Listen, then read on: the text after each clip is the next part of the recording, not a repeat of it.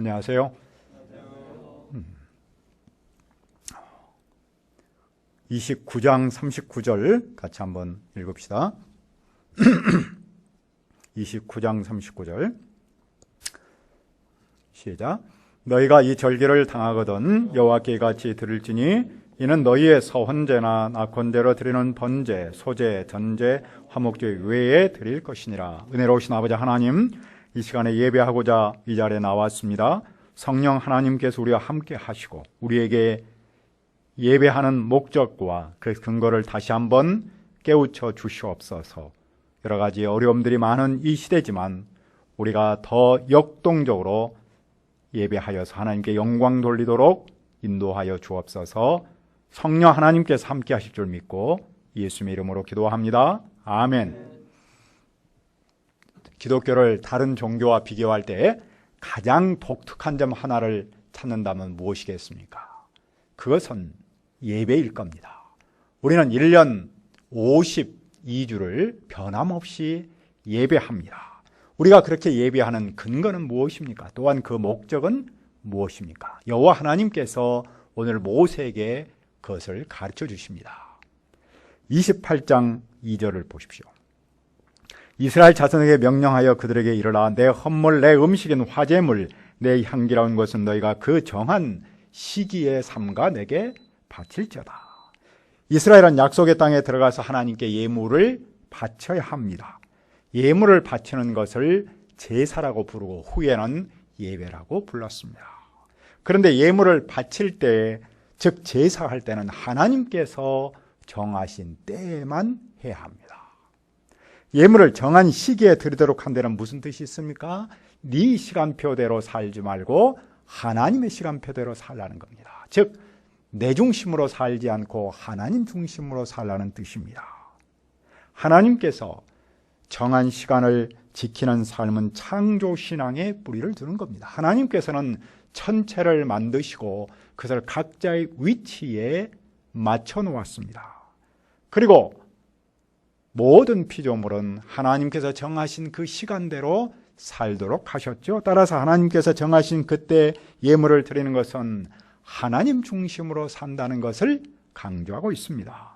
즉 하나님이 내 삶의 주인이시라는 사실을 삶으로 고백하는 것이죠. 우리는 왜 주일에 예배합니까?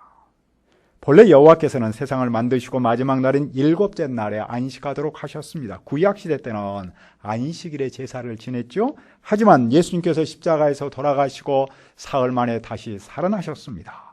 그때부터 성도는 그날을 기념하여 주님의 날, 즉 주일이라고 불렀습니다.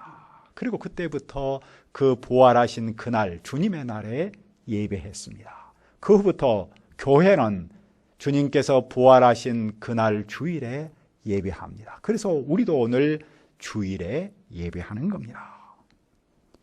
그 예배날을 우리가 편한 대로 바꿀 수 없습니다. 예배는 내 중심이 아닌 하나님 중심으로 사는 삶의 고백이기 때문이죠. 그런데 만일 누군가가 하나님이 정한 시간이 아닌 내가 정해서 그 시간에 예배를 한다면 어떨까요? 어떤 사람은 꼭 주일에만 예배해야 하는가? 내가 편한 시간에 예배하면 안 되는가? 라고 묻습니다. 그것은 하나님 중심이 아닌 나 중심으로 살겠다는 겁니다. 그것은 예배의 본질에서 벗어난 도전적인 자세입니다. 그런 사람을 우리는 신앙생활이 아닌 종교생활을 하는 사람으로 봅니다. 따라서 예배 자체도 중요하지만 더 중요한 일은 하나님께서 정한 그 시간에 예배하는 겁니다. 하나님의 시간표를 따라 예배할 때 행복하고 생명을 누릴 수 있기 때문이죠. 그러면 이스라엘은 구체적으로 언제 예물을 드려야 합니까? 3절을 봅시다. 또 그들에게 이르라. 너희가 여호와께 드릴 화제는 이러하니 1년 되고 흠없는 수장을 매일 2마리씩 상번제로 드리되. 상번이라는 말은 매일매일 일상적인 그 말입니다. 이스라엘은 아침에 일어나서 제물을 드렸고 또 저녁에 제물을 드렸습니다. 물론 예루살렘 성전에서 그렇게 한 것이죠. 그래서 상번제라는 말을 데일리, 매일 오퍼링, 매일 드리는 제물이다. 그렇게 표현합니다. 그러니까 매일 드리는 제사는 모든 제사의 기본이겠죠.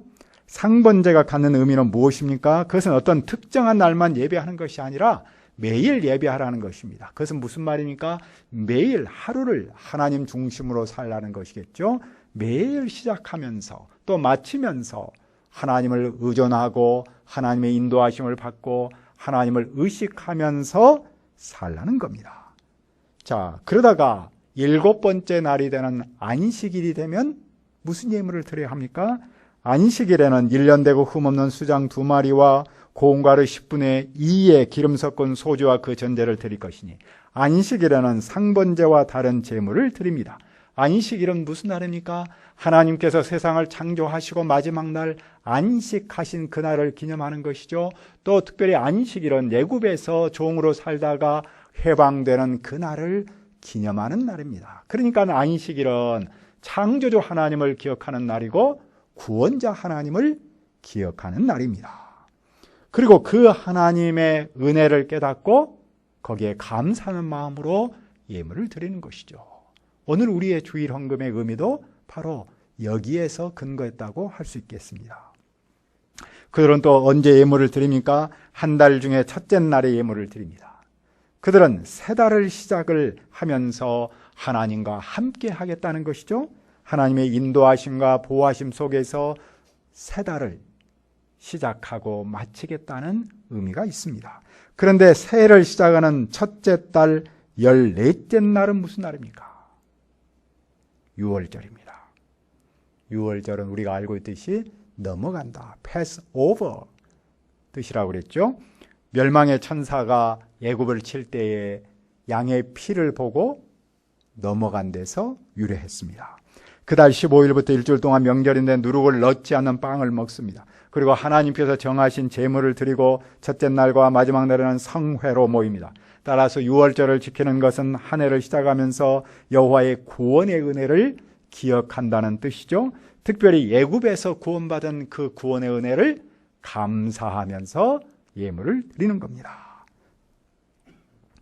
6월절부터 50째 되는 날을 칠칠절이라고 부르는데 50일 됐다 그래서 오순절 또는 맥추절이라고도 부릅니다. 왜냐하면 그때는 처음 열매가 맺히는 수확기이기 때문입니다. 그들은 첫 열매를 하나님께 드리면서 그 열매를 주신 분이 하나님이심을 깨닫고 감사합니다. 유대는 7째 달, 즉 7월을 특별한 달로 여겼습니다. 그런데 매월 초하루도 특별한 날이고 7째 날도 특별해서 여기에는 3개의 규정이 동시에 겹칩니다. 즉 매일 드리는 상번제, 첫날 드리는 또 예물, 또 7째 달이라는 특별성. 그래서 그들에게 있어서 7월은 아주 중요한 달이죠. 그달 10일에는 특별히 성회로 모이는데 그들의 심령을 괴롭게 하며 아무 일도 하지 않아야 합니다. 7월 10일을 대속죄일로 부릅니다. 그것은 백성의 죄를 아사셀 염소에게 전가하여 광야로 내보내는 의식에서 그 이름이 왔습니다. 그러니까 속죄일은 단순한 축제일이 아니라 자기를 돌아보고 자기를 부인하고 자기의 죄를 용서받은 날을 기념하는 날이겠죠. 그래서 속죄일에는 금식합니다. 속죄일에는 하나님께서 나에게 베푸신 그 죄사함의 은혜를 다시 한번 기억하고 감사합니다. 그달 15째 날에는 무엇을 해야 합니까? 그들은 성회로 모이고 이래 동안 절기를 지켜야 합니다. 그 절기를 초막절이라고 부릅니다. 자, 초막절은 이스라엘이 광야에서 지냈던 초막을 짓고 살았던 그날을 기념하는 겁니다. 또 지금은 추수를 하기 위해서 농부들이 밖에다가 초막을 지었습니다.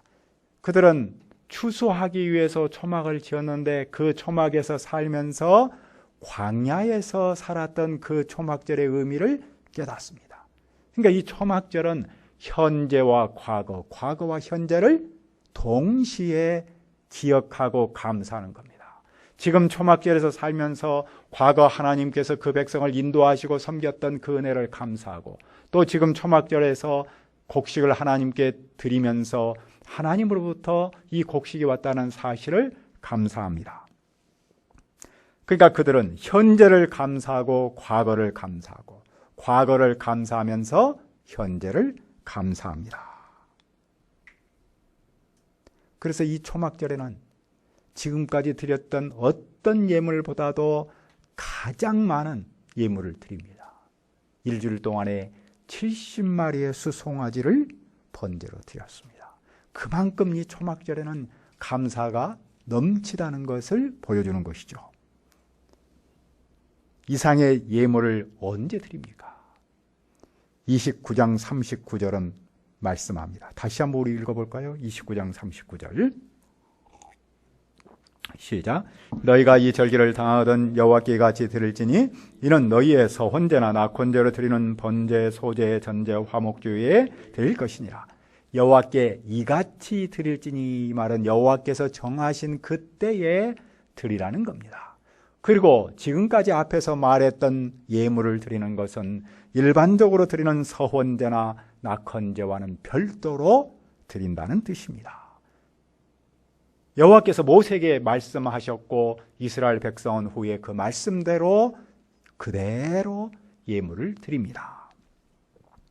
이상에서 우리는 하나님은 왜 그 백성에게 예물을 드리라고 하시는 겁니까? 다시 말해서 왜 예배하라고 하시는 겁니까? 그것이 사람의 존재 의미요 목적이기 때문입니다. 하나님은 에덴 동산에서 아담과 하와를 만드시고 그것에서 예배하도록 하셨습니다. 하나님은 아담과 하와가 하나님을 삶의 중심으로 삼고 그분과 사귀며 그분의 뜻을 이루기를 바라셨습니다. 그러나 그들은 하나님을 배반하고 죄를 지었습니다. 그 결과 하나님은 그들을 에덴 동산에서 쫓아냈습니다. 즉 예배가 사라졌습니다. 그들은 하나님과 사귐이 깨졌고 하나님과 함께 할 수가 없었습니다. 그 후 그들은 애굽에서 종으로 살았는데 하나님은 그들을 불쌍히 여겨서 구원하셨습니다. 하나님은 그들을 구원하기 위해서 모세를 목자로 세우셨죠. 그러면서 모세에게 이렇게 말씀하십니다. 왜 내가 이스라엘 백성을 구원하는가? 하나님이 이르시되 내가 반드시 너와 함께 있으리라. 네가 그 백성을 애굽에서 인도해낸 후에 너희가 이 산에서 하나님을 섬기리니 이것이 내가 너를 보낸 증거니라. 하나님은 이스라엘 애굽에서 건져낸 후에 이 산, 신의 산에서 하나님을 섬기도록 하셨습니다. 하나님을 섬기는 것, 그것이 바로 예배입니다. 하나님은 후에 예수님을 세상에 보내시고 그분을 십자가에 못 박혀 죽게 하셨습니다. 그 또한 그를 믿는 자가 하나님을 예배하도록 하신 겁니다. 즉 죄를 용서받고 하나님의 아들, 딸이 되어서 하나님과 영원토록 사귐을 갖도록 하신 것이죠. 그 하나님께서 오늘 우리도 예배하기를 바라십니다. 우리가 죄를 용서받고 하나님의 아들, 딸이 되어 그분과 사귀도록 하신 것이죠. 따라서 예배는 우리의 존재 의미며 목적입니다. 오늘도 예배는 그 백성의 삶의 기초입니다. 토대입니다. 우리도 예배할 때 하나님의 백성으로서 정체성을 가집니다. 교회는 예배로 시작하고 예배로 마칩니다. 따라서 예배 없는 교회를 생각할 수가 없는 것이죠. 예배 없는 기독교는 존재할 수 없습니다. 우리는 잊을만 하면 교회에서 코로나 감염이 있다는 소식을 듣습니다. 교회의 비판적인 말을 들으면 마음이 아픕니다. 또 이런 소식을 들으면 우리는 몹시 안타깝습니다. 이런 분위기에서도 교회가 왜 예배를 하는 겁니까? 바로 교회는 예배와 그 자체로 연결이 되었기 때문이죠. 교회와 예배는 떨어질 수 없기 때문이 아니겠습니까? 그런데 우리는 이 시점에서 예배의 본질을 지키면서 그 형식에 대해서 고민해야 합니다. 코로나19가 끝나는 때를 생각하면서 코로나 이후, 영어로 포스트 코비드라는 말을 쓰죠. 그런데 어떤 점에서는 당분간 우리는 과거로 돌아가기가 쉽지 않다고 생각합니다. 그래서 코로나가 종식되는 코로나 이후 포스트 코비드보다는 어쩌면 코로나와 함께 계속해서 가야 하는 코로나와 함께하는 그때를 생각해야 할지 모르겠습니다. 아니, 그것이 더 중요하다고 생각합니다. 그래서 포스트 코비드라는 말 대신에 오히려 코로나와 함께하는 위드 코비드에 대해서 생각해야 할 때라고 저는 생각합니다. 저는 최근에 랜선이라는 신조어를 배웠습니다. 문기 목자가 가르쳐줬습니다. 랜은 우리가 알고 있는 유선 인터넷을 연결하는 케이블인데 온라인을 이용하는 것이지 않습니까? 그래서 온라인으로 친구를 사귀면 요즘에는 랜선 친구, 무슨 랜선 애인 뭐 이런 말들이 참 많더라고요. 그도 그럴 것이 요즘 아이는 태어나자마자 스마트폰부터 보지 않습니까? 우리 같은 사람에게 있어 스마트폰은 좀 낯설지라도 젊은 사람이면 일수록 갈수록 스마트폰, 영상, 온라인, 랜선 이런 것은 얼마나 친근합니까? 따라서 우리가 과거에 매여 할 수 없는 것만 생각한다면 우리는 이 코비드 팬데믹 상황에서 할 수 있는 일이 정말로 없습니다. 하지만 우리가 할 수 있는 것을 생각하고 그것을 적극적으로 활용하면 할 일이 참 많습니다. 랜선으로 전도하면 랜선 양을 만들 수 있는 것이고, 랜선으로 말씀을 공부하면 랜선 바이블 스터디를 할 수 있는 것이고, 랜선 워십, 이 수많은 것들을 할 수 있다는 사실을 배웠습니다. 그렇다면 우리의 신앙과 예배는 팬데믹 속에서 위축되는 것이 아니라 오히려 훨씬 더 역동적으로 살아날 수 있다는 사실을 깨닫습니다. 문제는 우리 자신들이 아니겠습니까? 우리의 마음과 우리의 삶이 얼마나 오픈되고 얼마나 적극적으로 도전하는가에 있습니다. 둘째, 이스라엘이 연중으로 지켜야 할 세 절기가 무엇입니까? 유월절, 지칠절 그리고 초막절입니다. 여호와께서는 왜 그 절기들을 지키도록 하십니까? 여호와는 예배가 이스라엘 백성의 삶의 토대요 뿌리가 되기를 바라셨던 것이죠. 오늘 우리의 예배는 하루로 끝나지 않습니다. 예배는 1년 동안 계속 이어집니다. 아니, 우리의 삶 전체가 하나님과 교제하고 하나님과 함께하는 예배입니다. 그래서 우리는 그것을 삶의 예배라고 부르지 않습니까? 어떤 사람은 예배를 주일 예배당에서 지금 하고 있는 하나의 이 의식 자체로만 몹시 좁게 생각하는 경향이 있습니다. 그러나 하나님께서 말씀하시는 예배는 그런 의식적인 시간적인 제한에 받는, 공간의 제한을 받는 그런 예배가 아니지 않습니까? 하나님께서 우리에게 가르치고자 하시는 예배는 우리의 삶 전체, 우리의 삶의 모든 영역에서 하는 그 예배를 말씀합니다. 내가 머무는 곳, 내 삶의 영역이 예배, 시간 제한을 뛰어넘는 예배지요. 따라서 우리는 정해진 시간에 예배하는 주일 예배는 물론이고 내 삶의 모든 영역에서 예배해야 하는 것입니다. 그것을 우리는 삶의 예배라고 부른다 그랬죠. 그러면 하나님께서 내 삶 전체를 풍성하게 하시고 여러 모양으로 복을 주실 줄을 믿습니다. 셋째, 예배 때마다 많은 예물을 드리는 것을 통해서는 무엇을 배웁니까? 정말로 많은 예물을 드렸지요. 먼저 예배는 빈손으로 하는 것이 아니라 예물을 드린다는 사실을 배울 수 있습니다. 하나님의 은혜를 기억하고 감사하는 행위는 말이 아닌 삶으로 표현하기 때문입니다. 그 삶의 표현을 예물을 드린 것이죠. 그러니까 예배는 이론이 아닌 실제 삶의 고백이라고 표현하는 것이죠. 다음으로 여호와께서 그 백성을 풍성하게 축복하신다는 겁니다. 이스라엘 백성이 그 많은 소를 드리려면 소가 있어야 하지 않겠습니까? 그 소를 누가 주십니까? 하나님께서 주셨습니다. 예물이 없으면 예물을 드릴 수 없습니다. 그런데 그 예물을 하나님이 주십니다. 여호와께 주시지 않으면 드릴 수 없습니다. 여호와께 드리면 다시 여호와께서 그 백성을 풍성하게 하십니다. 이 여호와를 체험하는 길은 여호와께 드림을 통해서만 가능합니다. 이것을 선순환이라고 표현한다면 이 선순환의 은총은 하나님께 예배함으로써만 누릴 수 있는 것이겠죠. 우리가 오늘도 예배하는 근거가 무엇입니까? 여호와께서 정한 때에 예물을 드리라고 하셨기 때문입니다. 그 목적은 무엇입니까? 우리의 존재의 의미와 목적이 바로 예배이기 때문이죠. 나 중심이 아닌 하나님 중심으로 사는 것, 하나님께서 내게 베푸신 그 은혜에 감사하며 그분과 사귀는 것, 그것이 바로 예배의 목적입니다. 예배가 살면 내가 살고 우리의 가정이 살고 교회가 살고 당연히 이 세상이 살지 않겠습니까? 우리가 과거의 환경만 생각하면 우리의 신앙과 예배가 몹시 좁아질 수 있습니다. 소극적이 될 수 있습니다. 그러나 하나님께서 우리에게 주신 여러 가지 문명의 이 길을 적극적으로 활용한다면 나의 신앙과 우리의 예배가 역동적으로 자랄 줄을 믿습니다.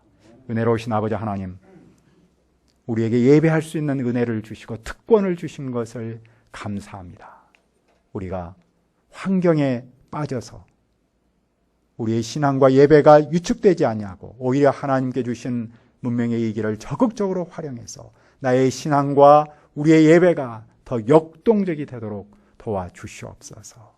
우리의 예배가 살면 내가 살고 교회가 살고 이 나라와 온 세상이 살아날 줄을 믿습니다. 성령 하나님께서 우리를 축복하여 주옵소서. 예수님의 이름으로 기도합니다. 아멘.